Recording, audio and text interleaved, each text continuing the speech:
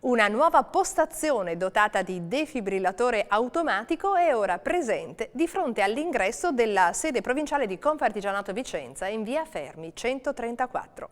Fa parte della rete di defibrillatori promossa dall'associazione e sostenuta dagli SPISAL delle ULSS 7 e 8, iniziativa presentata nei giorni scorsi. In caso di arresto cardiaco, l'utilizzo del defibrillatore nell'arco di pochi minuti può essere determinante per salvare una vita. La sua reperibilità immediata è quindi fondamentale. La creazione di una rete di defibrillatori promossa da Confartigianato Vicenza, progetto che in questa circostanza ha ottenuto il sostegno e il finanziamento degli SPISAL delle ULSS 7 e 8, dà nuovo slancio all'analoga iniziativa che la stessa associazione avviò ancora anni fa. Nel febbraio del 2016 nasce il progetto Imprenditore di Cuore.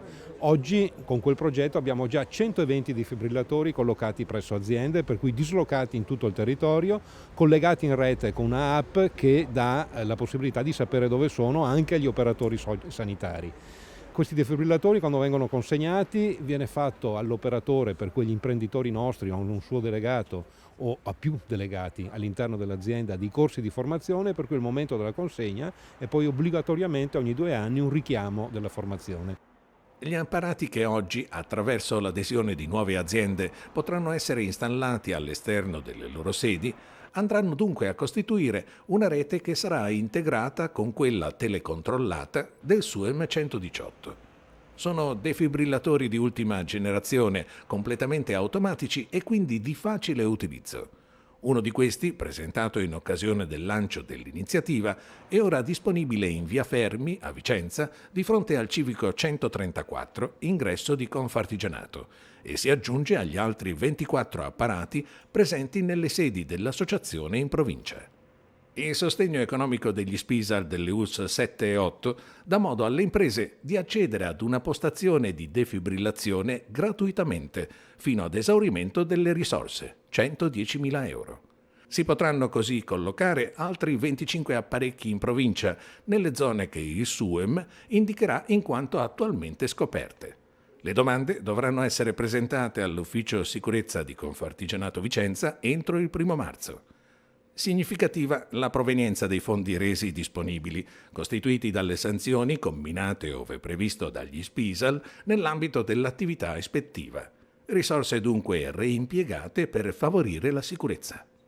Ci tengo questo a dirlo, è un segnale che gli SPISAL, che sono questi servizi che fanno la vigilanza negli ambienti di lavoro all'interno delle ULSS, non sono votati a un'attività di verbalizzazione e di sanzione, ma la vigilanza attraverso la sanzione è solo un mezzo per la prevenzione, rappresenta una piccola parte della nostra attività e lo è la testimonianza questi progetti che abbiamo promosso, ma anche il fatto che le sanzioni vengono erogate a una percentuale piccola delle aziende che complessivamente vediamo, che si aggira intorno al 15%, mentre nella maggior parte delle aziende troviamo delle situazioni di non grave pericolo, e quindi gli interventi sono degli stimoli al miglioramento della situazione esistente.